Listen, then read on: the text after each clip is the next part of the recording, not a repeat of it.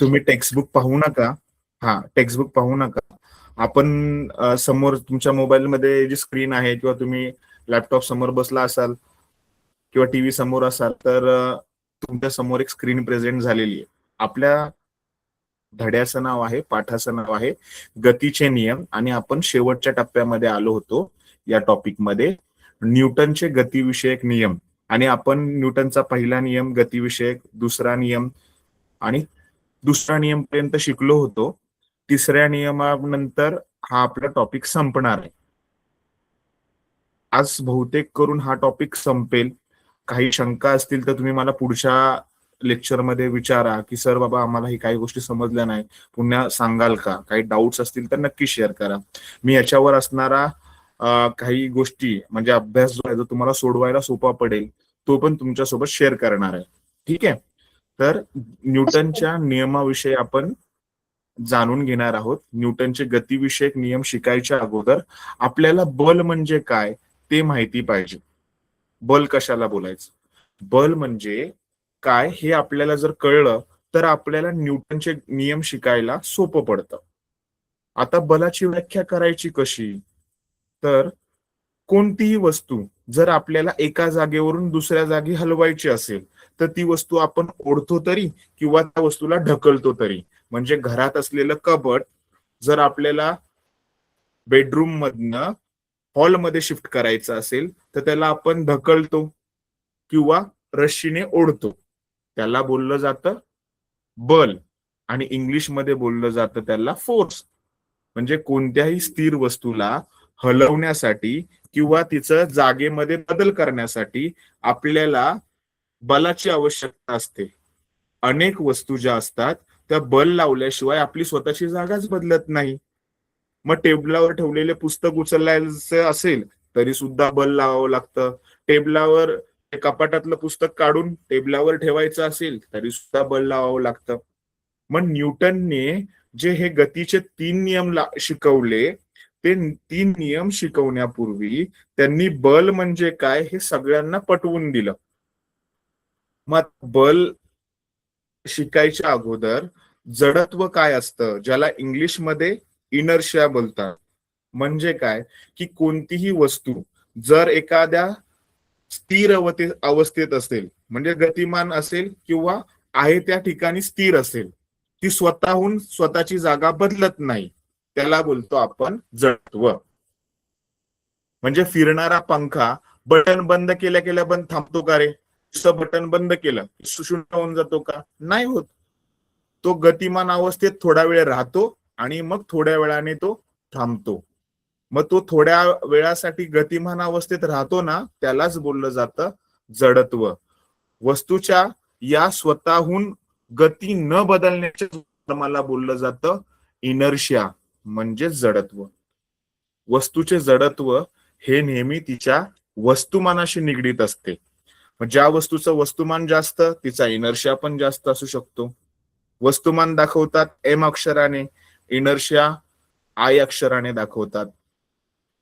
मग sir Isaac Newton यांनी गतीचे 3 महत्वाचे नियम जे मांडलेत त्याच्यावर सायन्सचा म्हणजे विज्ञानाचा पूर्ण पाया म्हणजे बेस आधारित आहे. जसं आपलं घर बांधताना आपण पाया खणतो, म्हणजे पाया जेवढा खोल आणि मोठा तेवढं घर भक्कम राहतं, त्याला तडा वगैरे जात नाही. तसं न्यूटन यांनी सायन्स शिकवण्यासाठी आणि समजण्यासाठी काही नियम लोकांना समजवले आणि त्याच्या आधारे सगळ्यांना सायन्सची ओळख करून दिली. ते महत्वाचे 3 नियम आपण जाणून घेणार आहोत. मग जडत्व कसं ओळखायचं? तर आंब्याच्या झाडाला आंबे लागलेले ते स्वतःहून पडणार आहेत का रे खाली? नाही पडणार. नाही, स्वतःहून नाही पडणार. पण जर त्या फांदीला तुम्ही हलवलं तर ते काय करतात, थोड्या वेळाने झटका बसल्यामुळं ते खाली पडतात. ठीक आहे. मग फांदी हलवल्यानंतर ते अगोदर कुठे होते? फांदीला लगडलेले होते, विराम अवस्थेमध्ये होते, ते स्वतःहून जागा बदलत नव्हते. म्हणून तुम्ही काय केलं, त्याच्यावर बल प्रयुक्त केलं, फांदी हलवली, म्हणजेच काय केलं, बल प्रयुक्त केलं, आणि बल प्रयुक्त केल्यामुळे त्यांनी स्वतःची विरामावस्था सोडली आणि तिथून ते खाली कोसळले. यालाच बोलतात न्यूटनचा पहिला नियम, आणि त्या नियमाला जडत्वाचा नियम असं सुद्धा बोललं जातं. समजलंय का तुम्हाला न्यूटनचा पहिल्या नियम बद्दल? Yes, तर sir. अधिक जाणून घे, याला अजून सोप्या पद्धतीत जाणून घेण्यासाठी अजून आपण काहीतरी नवीन उदाहरणं पाहू. ठीक आहे.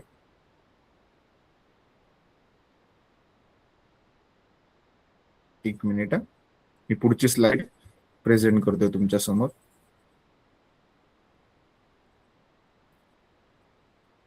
मग हे मी तुम्हाला मागच्या पाठामध्ये पण सांगितलं होतं, एक कार्डबोर्ड पेपर घ्या, त्याला टिचकी मारा. आठवतंय का? काय नव्हतं झालं लेक्चर आपलं? झालं सर. ठीक आहे.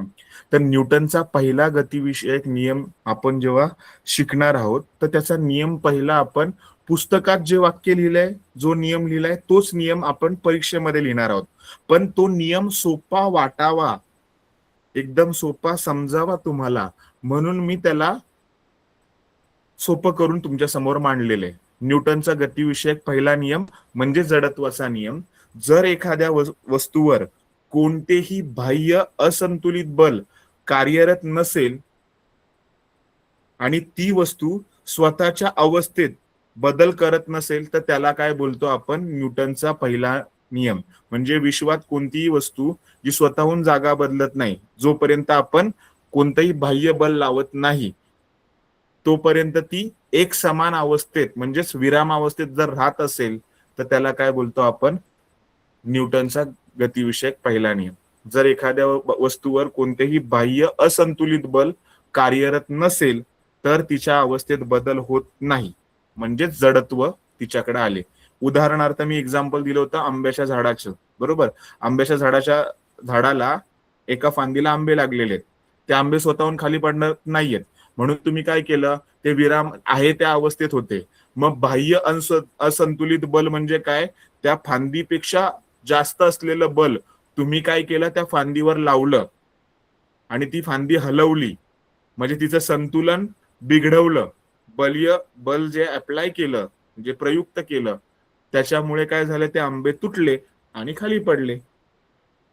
मग त्याला काय बोलतो आपण? न्यूटनचा पहिला नियम. म्हणजे कोणतीही वस्तू स्वतःहून आपली विराम अवस्था सोडत नाही, जोपर्यंत तिच्यावर आपण बाह्य बल लावत नाही, तर त्याला बोलतो आपण न्यूटनचा पहिला गतिविषयक नियम किंवा जडत्वाचा नियम. मग हे कुठं शिकलाय बरं? तर तुम्ही शाळेमध्ये रस्सी खेच ही स्पर्धा खेळता.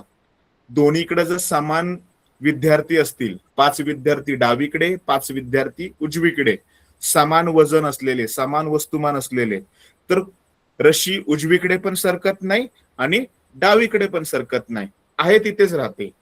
म्हणजे त्याला बोललं जातं संतुलित बल. इंग्लिशमध्ये बोललं जातं त्याला बॅलेन्स फोर्स. मग असंतुलित बल म्हणजे काय? की समजा मी एका साईडला 25 मुलं लावली आणि त्याच्या विरुद्ध बाजूला फक्त 3च मुलं लावली. मग आता रशी आणि मुलं कुठे खेचली जातील? जिकडे 25 विद्यार्थी आहेत तिकडे खेचली जातील ना.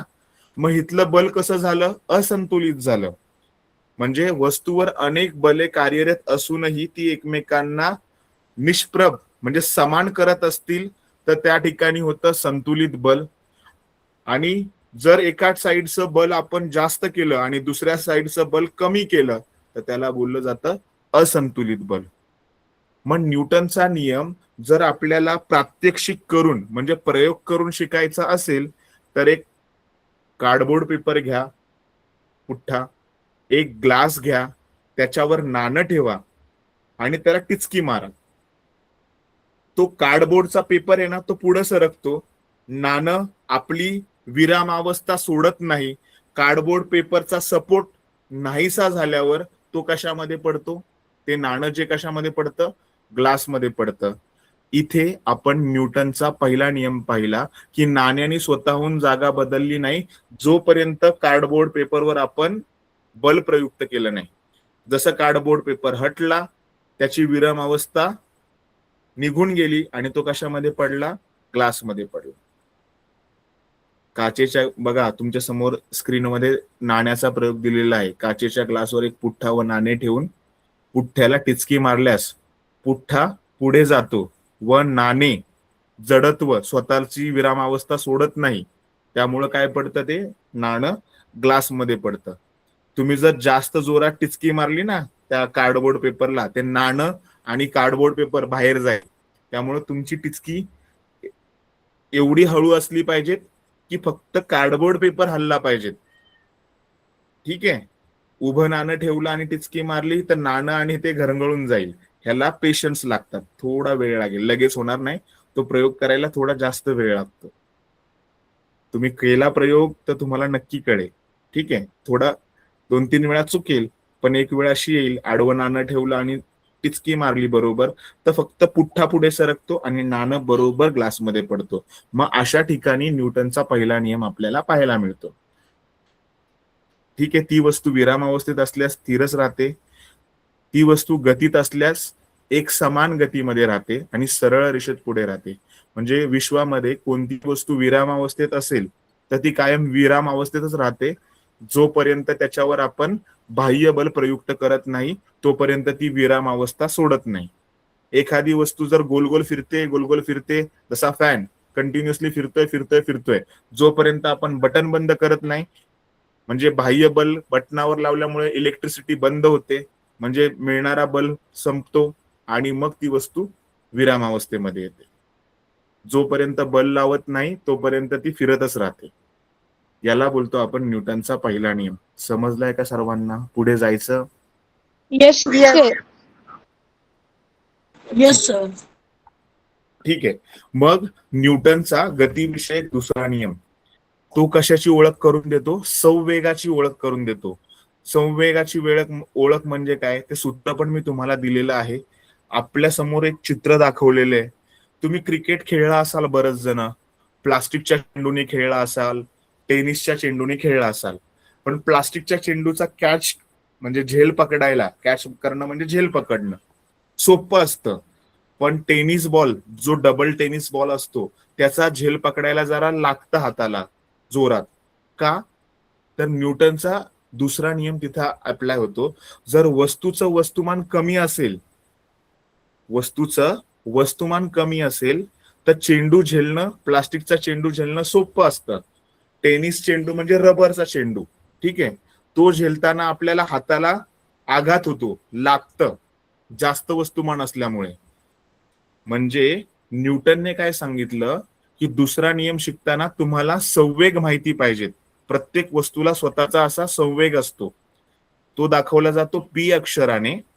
P is equal to mass गुणिले वेग.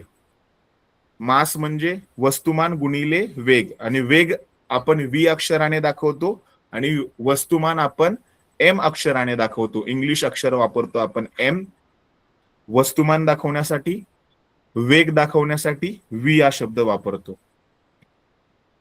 आता मग काय होतं, प्लास्टिकचा चेंडूचं वजन कमी असल्यामुळे, म्हणजे संवेग कमी असल्यामुळे त्याचा वेग कमी होतो आणि चेंडू फेकला तर तो आपल्याला सहज झेलता येतो. पण त्याचऐवजी रबरचा चेंडू म्हणजे टेनिस चेंडू किंवा सीझन बॉल, तो जर पकडायचा म्हटला तर तो झेलताना म्हणजे कॅच पकडताना आपल्याला हाताला जोरात झटका बसतो आणि हात कधी कधी असा खूप झिंझिंतो पण. का? तर त्याचा संवेग बदलतो. का संवेग बदलतो? प्लास्टिकचा चेंडूचं वस्तुमान काय आहे? कमी आहे, आणि रबर चेंडू जो आहे त्याचं वस्तुमान काय आहे? जास्त आहे. मी बॅटने पूर्ण ताकदीने काय केलं? चेंडूवर आघात केला आणि समोर असलेला एखादा खेळाडू आहे, त्यांनी काय केला? तो कॅच पकडला.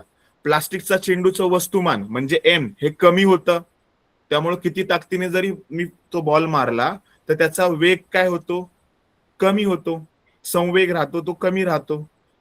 आणि त्याचऐवजी मी टेनिसचा चेंडू मारला तर त्याचा वेग काय होणार आहे? वजन असल्यामुळे जोरात होणार आहे, आणि ज्यावेळेस तो व्यक्ती कॅच पकडेल त्यावेळेस त्याला हाताला दुखापत होऊ शकते. म्हणजे संवेग ही एक सदिश राशी आहे, तिला परिणाम आणि दिशा हे दोन्ही असतात.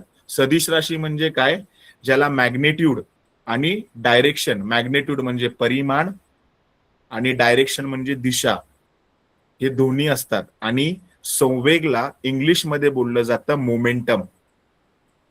ठीक आहे, म्हणजे हलक्या आणि जड वस्तूंचा वेग समान करायचा असेल किंवा बदलायचा असेल तर वेगवेगळं बल आपल्याला प्रयुक्त करावं लागतं.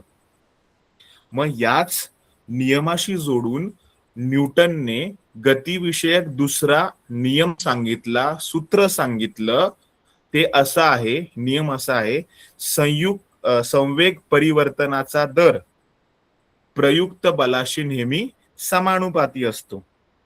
म्हणजे वस्तूचा सुरुवातीचा संवेग एम यू असतो आणि शेवटचा जो संवेग आहे एम व्ही असेल, तर ह्याच्यामध्ये सुरुवातीचा वेग यू ने दाखवतात, अंतिम वेग व्ही ने दाखवतात. ह्याच्यामध्ये वेळेवर बदल होतो. म्हणून M in bracket V minus U upon T, हे सूत्र मी मागच्या लेक्चर मध्ये पण समजवलंय तुम्हाला. म्हणून दर म्हणजे एफ बरोबर एम गुणिले ए, हे आपल्याकडं न्यूटनने संवेग परिवर्तनाशी निगडीत असलेल्या बलावर आधारित एक सूत्र तयार करून दिलं. F is equal to mass into acceleration. समजलंय का हे, का अवघड वाटतंय? Yes sir. Yes sir. Yes sir. अवघड आहे, अवघड आहे. सॉरी. ठीक आहे. सो ऍक्सेलरेशन म्हणजे त्वरण असतं. त्याला कोणाचा काही डाऊट आहे का? नो सर, सोपं आहे. ठीक आहे. सो न्यूटनचा दुसरा नियमामधून आपल्याला जे सूत्र मिळालंय ते काय मिळालंय, F is equal to mass म्हणजे वस्तुमान गुणिले त्वरण. त्वरण हे ए अक्षराने दाखवतात, वस्तुमान हे एम अक्षराने दाखवतात आणि बल हे एफ अक्षराने दाखवतात. मग इथे बघा, एक व्यक्ती वाळूमध्ये उंच उडी मारतोय आणि त्याच्या खाली वाळूचा थर का लावलेला आहे, की जो व्यक्ती वाळूच्या थरामध्ये पडतो, जेव्हा त्याचा वेग आहे खूप जास्त असतो, तो हळूहळू कमी झाला तर त्याला दुखापत कमी होते. पण त्या जागी जर सपाट जमीन असेल आणि तो व्यक्ती उंच उडी मारून त्या सपाट जमिनीवर पडला, तो आदळतो जोरात आणि त्याला दुखापत होते. पण त्या जागी जर रेती टाकली असेल, मऊ रेती, तर त्या व्यक्तीला दुखापत कमी होते. का कमी होते? कारण की त्याचा वेग हळूहळू कमी होतो. हे उदाहरण तुमच्या पुस्तकामध्ये पण आहे की उंच उडी मारणाऱ्या खेळाडूं ज्यावेळेस उडी मारतात, त्यांच्या समोरच्या बाजूच्या ठिकाणी वाळूचा ढिगारा ठेवलेला असतो. का? तर त्यांचा जो वेग आहे तो हळूहळू पद्धतीने कमी झाला तर त्यांना दुखापत होणार नाही. पण वाळूचा ढिगारा नसेल, डायरेक्ट सपाट जमीन असेल, तर ते त्याच्यावर जाऊन जोरात आदळतात आणि त्यांना दुखापत होऊ शकते. आता वाळूचा ढिगारा ठेवत नाहीत, आता स्पंज ठेवतात. स्पंज काय करतो, हळूहळू त्यांचा स्पीड कमी करतो. उडी मारण्याच्या खेळात वाळूचा थर ठेवलेला असतो जेणेकरून वेळ वाढावा. वेळ कुणाचा वाढावा? त्या खेळाडूचा, तिथे जमिनीवर पोहोचण्यासाठी. आणि जे प्रभावी बल आहे त्याचा जो वेग आहे बलामुळे प्राप्त झालेला, तो काय होतो, कमी करता यावा म्हणून. मग आपल्याला न्यूटनच्या दुसऱ्या नियमामधनं फोर्सचं सूत्र मिळालं. फोर्स म्हणजे बल, याचं सूत्र मिळालं. मग हे सूत्र जर मिळालं तर त्याचं एकक पण असतं. मग बलाचं एकक काय आहे? तर बलाचं एकक आहे न्यूटन. न्यूटन का? तर न्यूटनने त्याचा शोध लावला म्हणून बलाचं एसआय पद्धतीमधलं एकक आहे न्यूटन आणि सीजीएस पद्धतीमधलं एकक आहे डाईन. समजतंय का तुम्हाला इथपर्यंत? पेपरला प्रश्न विचारला जातो की बलाचं एकक एसआय पद्धतीमध्ये काय आहे, तर तुम्हाला लिहिता आलं पाहिजे न्यूटन. आणि सीजीएस पद्धतीमध्ये किती आहे, तर बाबा आहे न्यूटन. आणि रिकामी जागा भरा म्हणून पण प्रश्न विचारला जातो. मग तिथं लिहिलेलं असतं 1 न्यूटन बरोबर 1 किलोग्राम गुणिले डॅश डॅश एम 1 मीटर पर सेकंड स्क्वेअर. हे रिकामी जागेसाठी आपल्याला विचारलं जाऊ शकतं. त्यावेळेस माहिती असलं पाहिजे तुम्हाला. हे स्क्रीन दिसते का माझी तुम्हाला?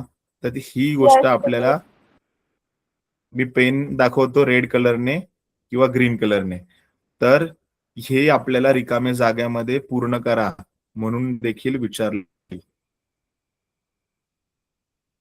ठीक आहे. 1 न्यूटन म्हणजे किती?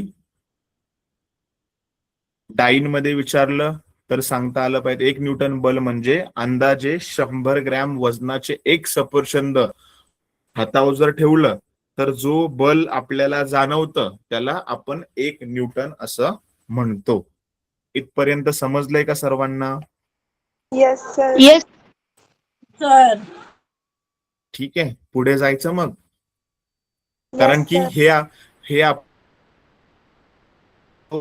आता न्यूटनचा तिसरा नियम, गतिविषयक तिसरा नियम होडी चालण्यासाठी आपण वापरतो. ठीक आहे. Every action there is equal and opposite action, म्हणजे प्रत्येक क्रियाबलास समान परिमाणाचे त्याच वेळी प्रयुक्त होणारे प्रतिक्रिया बल अस्तित्वात असते. उदाहरणार्थ, तुम्ही जर एक चेंडू घेतला आणि समोरच्या भिंतीवर जोरात फेकला, तो तुमच्याकडे तेवढ्याच वेगाने परत येतो, पण तो चेंडू रबरी चेंडू असला पाहिजे. ठीक आहे. जेवढ्या जोरात तुम्ही फेकाल तेवढ्याच जोरात तो काय येतो, तुमच्याकडे येतो. मग तुम्ही जेवढा बल त्या चेंडूवर लावता आणि तो कशावर आदळतो, भिंतीवर आदळतो. मग भिंतीवर आदळल्यावर भिंत काय करते, तेवढाच बल त्या चेंडूवर प्रयुक्त करते आणि तो चेंडू तुमच्या दिशेने परत येतो. म्हणजे न्यूटनचा गतिविषयक तिसरा नियम काय सांगतो की जेवढं क्रियाबल आपण एखाद्या वस्तूवर अप्लाय करतो तेवढंच प्रतिक्रिया बल त्या वस्तूवर अप्लाय होत असतं, प्रयुक्त होत असतं. मग उदाहरणार्थ, जर तुमच्याकडे एक स्क्रीनवर एक चित्र आहे, एक होडी आहे, त्या होडीच्या पुढे काय लावलेलं आहे, फुगा लावलेला आहे पाठीमागच्या साईडला, त्याच्यामध्ये हवा भरलेली आहे. हवा भरलेली आहे त्यामुळे काय होतं की जेव्हा तो आपण फुग्याचा हवा बाहेर सोडू तर ती हवा कुठे जाते, हवा काय करते, होडीला पुढे ढकलते. बरोबर, होडीला पुढे ढकलते, तर फुगा कुठे जातोय, मागे जातोय. म्हणजे फुग्याने काय केलंय, बल प्रयुक्त केलं होडीवर. मग होडी काय करते, तेवढंच बल कुणावर प्रयुक्त करते, फुग्यावर प्रयुक्त करते. फुगा मागे सरकतो आणि होडी पुढे चालली. क्रियाबल आणि प्रतिक्रियाबल. प्रतिक्रियाबल म्हणजे काय, होडी पुढे चाललीये. क्रियाबल म्हणजे काय, हवा बाहेर पडते आणि फुगा मागे चाललाय. दोन्ही वेगवेगळ्या डायरेक्शनने चाललेले. मग निसर्गात बल कधीही एकांगी असू शकत नाही, एकतर्फी असू शकत नाही. ते नेहमी जोडीने प्रयुक्त होतं. मग ही बल जेव्हा जोडीने प्रयुक्त होतात त्याला म्युच्युअल इंटरॅक्शन बोलतो, म्हणजे अन्योन्य क्रिया बोलतो. म्हणजे पहिल्या वस्तूच्या बलास क्रियाबल म्हणतात, म्हणजे ऍक्शन फोर्स म्हणतात. तर दुसऱ्या बलाच्या क्रियेस आपण प्रतिक्रिया बल म्हणजे रिॲक्शन फोर्स बोलतो. या दोन्ही बलांच्या दिशा ह्या नेहमी विरुद्ध असतात, एकमेकांच्या विरुद्ध असतात. आणि ही बले वस्तूंवर जेव्हा कार्यरत असल्याने एकमेकांचा परिणाम नष्ट करू शकत नाही. म्हणजे जर मी बल पुढच्या दिशेने लावलंय तर ती दुसऱ्या दिशेने माझ्या बॉडीवर सुद्धा बल प्रयुक्त होत असतं आणि हे बल एकमेकांना नष्ट करू शकत नाही. म्हणजे जेव्हा आपण जमिनीवर उभं राहतो, जेवढं बल आपण जमिनीवर लावतो तेवढंच उलट बल जमीन आपल्या शरीरावर लावते, त्यामुळे आपण चालू शकतो. जर जमिनीने असं केलं नाही तर आपण चालूच शकणार नाही. ठीक आहे. म्हणजे जेव्हा आपण बल प्रयुक्त करतो विरुद्ध दिशेने सुद्धा आपल्यावर बल प्रयुक्त होत असतं. याचं उदाहरण सांगितलंय की जेव्हा आपण बॅटने चेंडू मारतो तर तो चेंडू कशावर आदळतो, बॅटवर. बरोबर, जसा तो बॅटवर आदळतो तर चेंडू काय जातो, पुढे होत जातो. पण बॅटची गती काय होते, कमी होते, कारण की त्यांनी त्याचा फोर्स कशामध्ये टाकलाय, चेंडूमध्ये टाकलाय. त्यामुळे त्या बॅटची गती काय झालेली आहे, कमी झालेली आहे. जसं रॉकेट वरच्या डायरेक्शन मध्ये जाते त्यावेळेस तो फोर्स कुठे लावतो, खाली लावतो ना. गॅस सगळे कुठे सोडतो, खाली सोडतो. मग सगळा फोर्स तो गॅसचा जमिनीवर प्रयुक्त झाल्यामुळे जमीन काय करते, तेवढाच फोर्स रॉकेटवर लावते. गॅस खालच्या डायरेक्शन मध्ये आणि रॉकेट वरच्या डायरेक्शन मध्ये. म्हणजे प्रत्येक क्रियाबलास समान परिमाणाचं प्रतिक्रिया बल हे नेहमी अस्तित्वात असतं. हा न्यूटनचा तिसरा नियम आहे. इथपर्यंत कोणाला काही डाऊट आहे का? नो नाही सर. सर, नाही. ठीक आहे. तर मग आता आपण शेवटच्या टॉपिक कडे जातोय. आपला चॅप्टर संपणार आहे आता, की संवेग अक्षयतेचा सिद्धांत. इथे अक्षय्यतेचा जे स्पेलिंग आहे ते चुकलेलं आहे, ते तुम्ही करेक्ट करून घ्या. अक्षय्यतेचं स्पेलिंग जे आहे, य ला य जोडलेलं आहे पुस्तकामध्ये. ठीक आहे, ते करेक्ट करायचं तुम्हाला. संवेग अक्षयतेचा सिद्धांत जे आहे तो काय आहे, की दोन वस्तूंची परस्पर क्रिया होत असताना त्यांच्यावर जर काही बाह्य बल कार्यरत नसेल तर त्यांचा एकूण संवेग हा स्थिर राहतो. म्हणजे जर पहिली वस्तू आणि दुसरी वस्तू जेव्हा एकमेकांना टक्कर होण्यापूर्वी पहिल्याचा संवेग आणि दुसऱ्याचा संवेग होत असताना जर एकमेकांना धडकले तर पहिल्याचा संवेग पण बदलत नाही, दुसऱ्याचा संवेग पण बदलत नाही. त्याला आपण बोलतो संवेग अक्षयतेचा सिद्धांत. हा न्यूटनचा जो तिसरा नियम आहे त्याचा उपसिद्धांत म्हणून पण ओळखला जातो. टक्कर होण्यापूर्वीचा एकूण संवेग आणि टक्कर झाल्यानंतरचा एकूण संवेग जर समान होत असेल, संवेग म्हणजे काय, पी बरोबर, म्हणजे आता सूत्र पाहिलं होतं ना संवेगचं,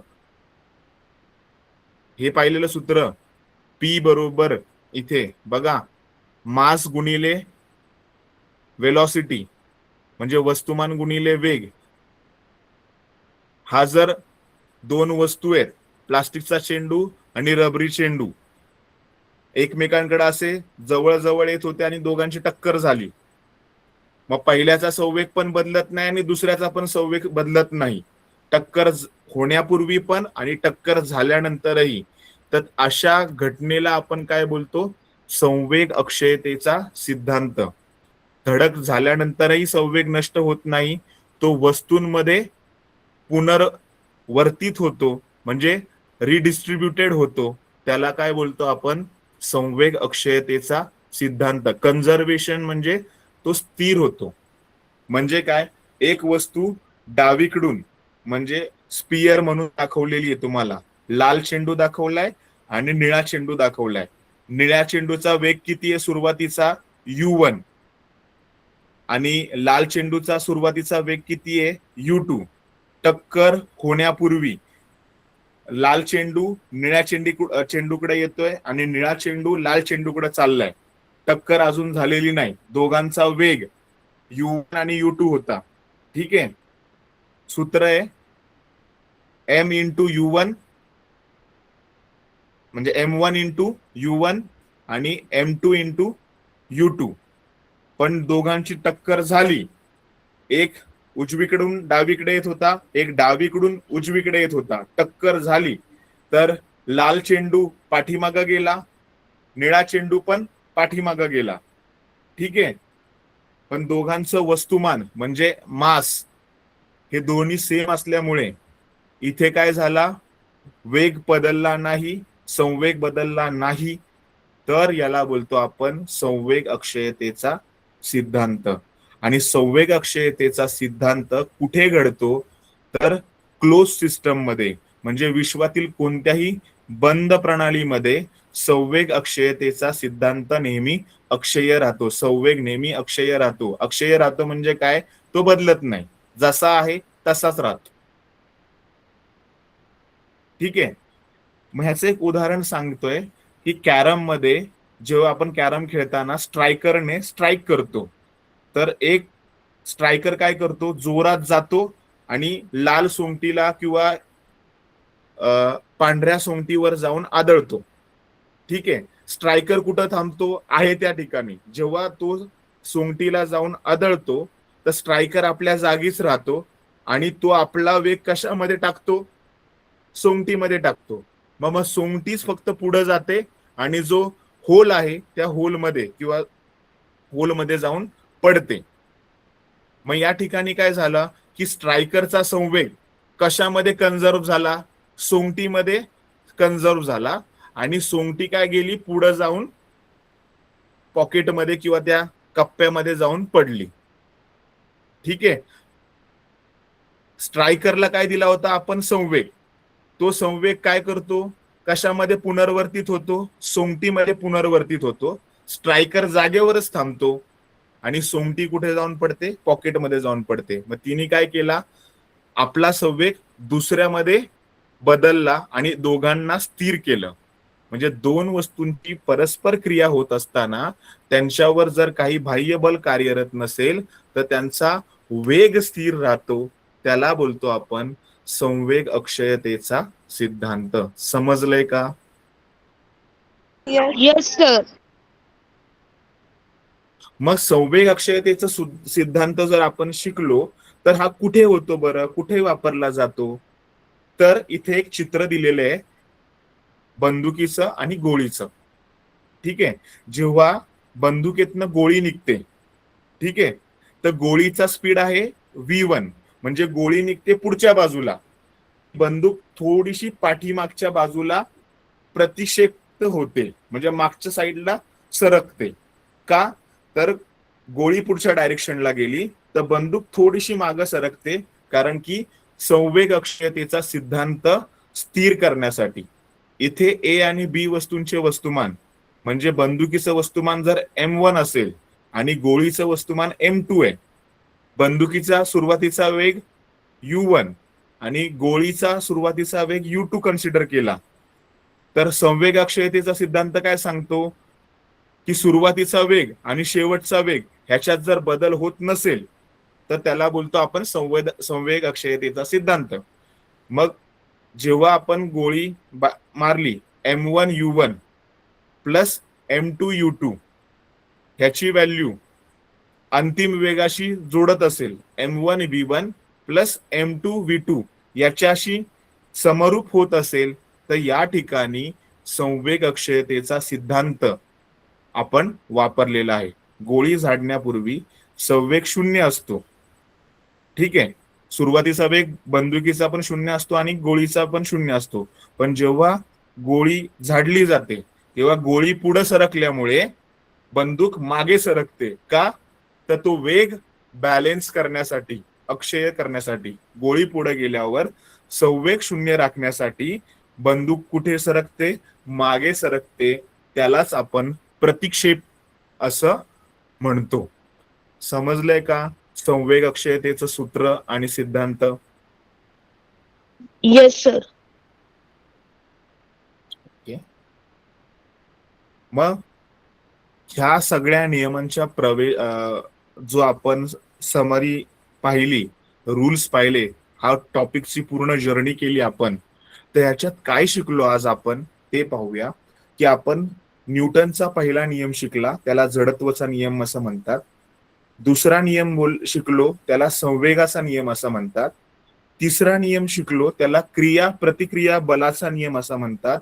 आणि चौथा जो पाठ शिकलो त्याला ऊर्जा अक्षयतेचा म्हणजे संवेग अक्षयतेचा नियम असे म्हणतात.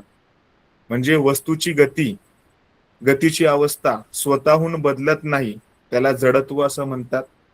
वस्तूचे वस्तुमान आणि वेग यांचा एकत्रित परिणाम म्हणजे संवेग. प्रत्येक क्रियाबलाला प्रतिक्रिया म्हणजे समान व विरुद्ध दिशेने प्रतिक्रिया बल असते, त्याला न्यूटनचा तिसरा नियम क्रिया प्रतिक्रिया बल असं म्हणतात. बाह्य बल नसताना वस्तूचा सुरुवातीचा वेग आणि शेवटचा वेग जर समान राहतोय तर त्याला संवेग अक्षयतेचा सिद्धांत म्हणजेच नियम असं म्हणतात. हे आज आपण शिकलो. समजलं इथपर्यंत आजचा सारांश? आणि आपण आज क्वेश्चन कडे जाऊया. ही 3 सूत्र आपण आज शिकलेलो आहोत.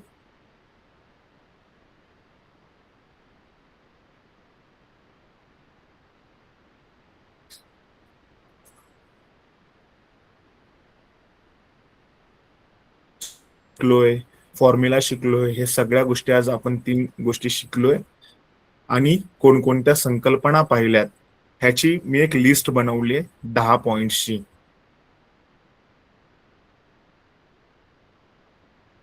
न्यूटनचा पहिला नियम काय आहे, दुसरा नियम काय आहे, तिसरा नियम काय आहे, हे सगळं मी तुम्हाला शॉर्ट टप्प्यांमध्ये लिहून दिलेलं आहे. आणि आज आपण जे शिकलोय त्याचे काही प्रश्न पाहूया. याचं उत्तर पण तुमच्या समोर दिलेलं आहे. तुम्ही कुणी काही लिहित नाही आहात ना, कारण की मी सगळ्यांसोबत क्वेश्चन म्हणजे जे काय आज आपण शिकलोय ते शेअर करतो ग्रुपवर. ठीक आहे, तर आपण पहिला प्रश्न पाहूया की जर एखाद्या वस्तूवर कोणतेही झालंय, ते कोपते वाटेल असेल, ते कोणतेही बाह्य असंतुलित बल कार्यरत नसेल तर ती वस्तू न्यूटनच्या पहिल्या नियमावर आधारित आपल्याला रिकामी जागा विचारली जाऊ शकते आणि त्याचे 4 पर्याय विचारले जाऊ शकतात. तर न्यूटनचा पहिला नियम आहे ना, त्याच्यावर आधारित पहिला प्रश्न आहे, जर एखाद्या वस्तूवर कोणतेही बाह्य असंतुलित बल कार्यरत नसेल तर ती वस्तू डॅश डॅश काय राहते, तिच्या विराम किंवा एक समान गतीत कायम राहते. हा न्यूटनचा आपला पहिला नियम आहे. इथे 4 उत्तरं दिलेली आहेत. लगेच थांबते, आपला वेग वाढवते, तिच्या विराम किंवा एक समान गतीत कायम राहते.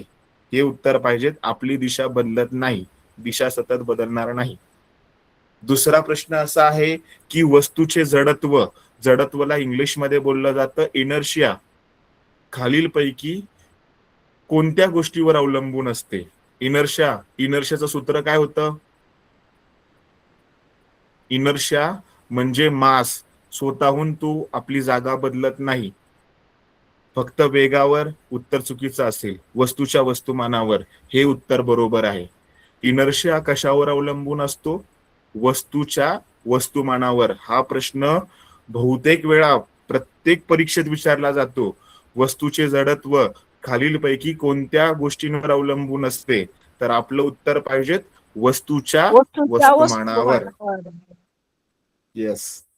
प्रश्न तिसरा आहे, समान बल एकमेकांना निष्प्रभ म्हणजे संतुलित करत असतील तर परिणामी बल 0 असते. निष्प्रभ करत असतील, ठिकाणी ठेवत असतील तर या बलाला कोणते बल म्हणतात? तर उत्तर आहे असंतुलित. कसं असेल असंतुलित? निष्प्रभ. समान बले एकमेकांना निष्प्रभ करत असतील. संतुलित म्हणजे संकुलित नाही बाळांनो, संतुलित. ठीक आहे, म्हणजे तुम्ही शाळेमध्ये रस्सी खेच ही स्पर्धा खेळत असाल तर उजव्या साईडला 4 मुलं आणि डाव्या साईडला 4 मुलं समान वजनाचे असतील, एकमेकांना खेचत असतील, तर बल काय होणार? निष्प्रभ होणार. तुम्ही डावीकडे पण नाही जाणार, उजवीकडे पण नाही जाणार, तर अशा बलाला संतुलित बल म्हणतात.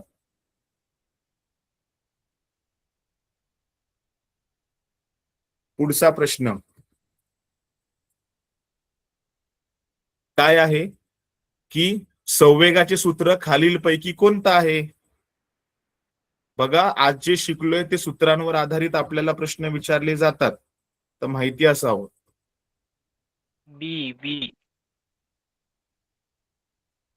पी इज इक्वल टू, संवेग कोणत्या अक्षराने दाखवला जातो?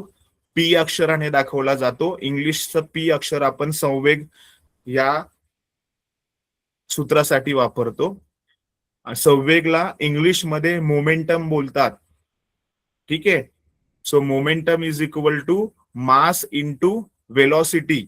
मास म्हणजे वस्तुमान एम अक्षराने दाखवतात आणि वेलॉसिटी म्हणजे वेग जो आहे तो व्ही अक्षराने दाखवतात. ठीक आहे, म्हणून योग्य उत्तर काय आहे?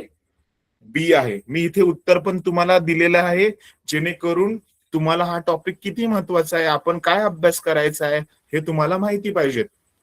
एसआय पद्धतीमध्ये न्यूटनचं फोर्सचं एकक काय आहे? तर आहे न्यूटन. मग आता ह्या प्रश्नावर आधारित जर मी प्रश्न विचारला, दुसरं की सीजीएस पद्धतीमध्ये न्यूटन्स म्हणजे बलाचे एकक काय आहे? सीजीएस पद्धतीमध्ये शिकवलं होतं मी. बलाचे एकक 2 असतात. एक आहे न्यूटन आणि दुसरं कोणतं? सीजीएस मधलं एकक कोणतं बल मोजण्यासाठी? ऑप्शन आहे उत्तरामध्ये. A dyne. Dyne, B. Yes, dyne. SI पद्धतीमध्ये बलाचे एकक आहे न्यूटन आणि सीजीएस पद्धतीमध्ये, सीजीएस सिस्टम मध्ये आहे डाईन. 2 प्रश्न तयार होतात इथे, माहिती असावं. आता मी शिकवताना तुम्हाला एसआय पद्धतीमधलं विचारलंय, पण परीक्षेमध्ये सीजीएस पद्धतीमधलं विचारलं जाऊ शकतं. मग त्यावेळेस उत्तर तुम्हाला माहिती पाहिजेत. ठीक आहे. 6वा प्रश्न, न्यूटनचा दुसरा नियम.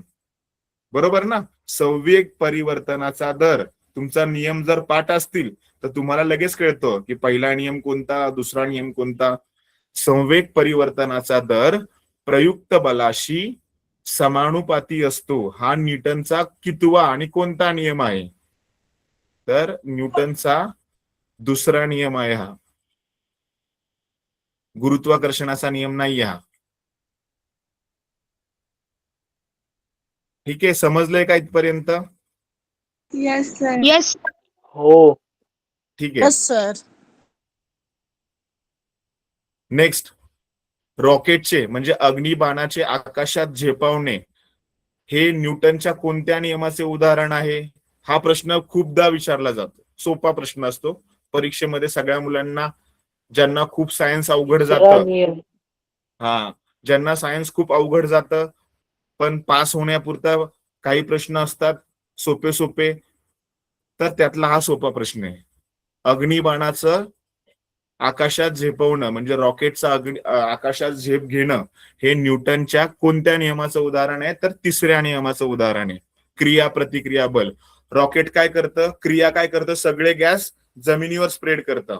मग जमीन काय करते? तेवढाच बल रॉकेटला देते आणि रॉकेट उलट्या डायरेक्शन मध्ये म्हणजे आकाशाच्या दिशेने काय होते? विरुद्ध दिशेने, आकाशाच्या दिशेने प्रयुक्त घेतं. विरुद्ध दिशेने काय करतो? तो गॅस टाकतो. जमिनीवर गॅस टाकल्यामुळे जमीन काय करते? तेवढाच बल रॉकेटवर लावतं, त्यामुळे रॉकेट वरती जातं. फुग्याचं पण तसंच आहे. जर तुम्ही फुग्यामध्ये हवा भरली असेल आणि फुग्याची हवा जर सोडली पटकन, तर फुगा वरती जातो डायरेक्ट आणि मग थोड्या वेळाने खाली जमिनीवर पडतो. ठीक आहे, कारण की त्यातल्या सगळी हवा एकाच वेळेस बाहेर पडते.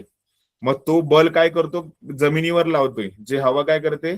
जमिनीवर बल लावल्यामुळे तेवढ्याच विरुद्ध दिशेने तेवढाच बल तो फुग्यावर लावला जातो आणि फुगा वरती जातो.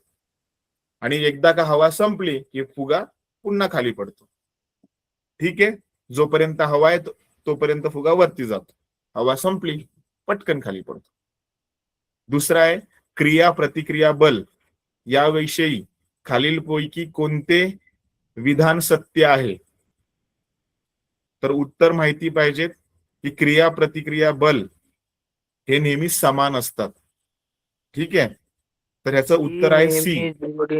समान असतात आणि ते जोडीमध्ये काम करतात, म्हणून सी उत्तर. फक्त इथे 4 उत्तर आहेत. ती एकाच वस्तूवर कार्य करतात का? नाही. त्यांच्या दिशा समान असतात का? नाही, विरुद्ध दिशा असतात. क्रिया बल नेहमी प्रतिक्रिया बलापेक्षा मोठे असते का? नाही. म्हणून ए ऑप्शन, बी ऑप्शन आणि डी ऑप्शन चुकीचं आहे. योग्य उत्तर आहे ते नेहमी जोडीने आणि वेगवेगळ्या वस्तूंवर कार्य करतात. नेक्स्ट आहे प्रश्न 9वा. सीजीएस पद्धतीत बलाचे एकक काय आहे? बघा, मगाचाच प्रश्नाचा उलट. डाईन उत्तर आहे. ठीक आहे, इथपर्यंत आपण थांबूया. ठीक आहे, प्रश्न आणि उत्तर मी तुमच्यासोबत शेअर करतोय. Okay sir.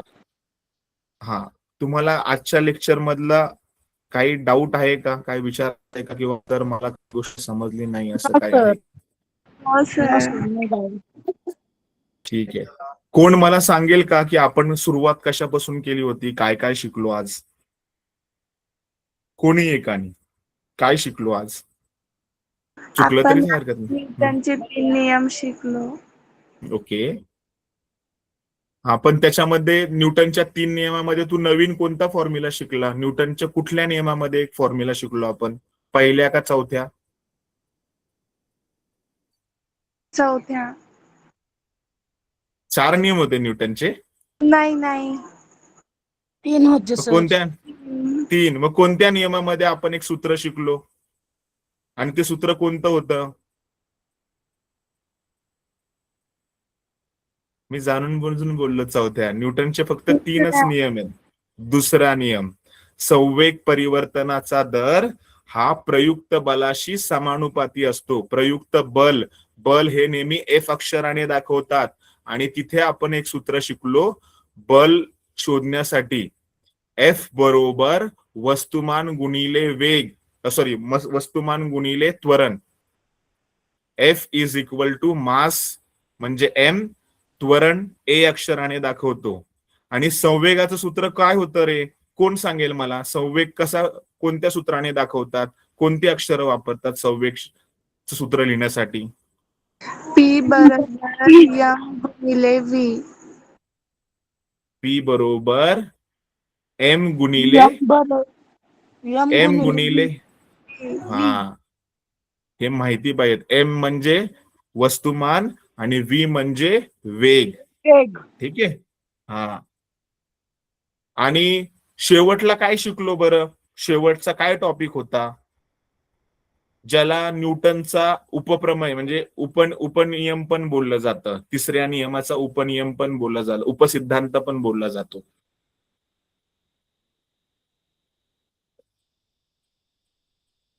विसरलात आत्ताच? कसं व्हायचं मग? कंटाळा आलाय का आज?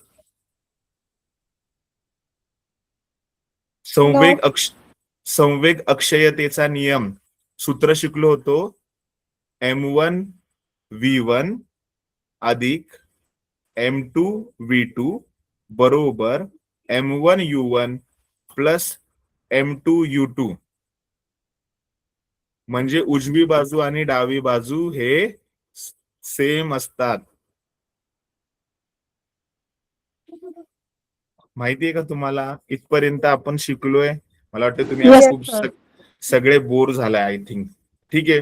नेक्स्ट लेक्चर मध्ये मी काही नवीन क्वेश्चन विचारेल, त्याची उत्तरे नसणार आहेत. बघू किती जणांना लक्षात राहतात. ठीक आहे. आजपर्यंत इथेच थांबू.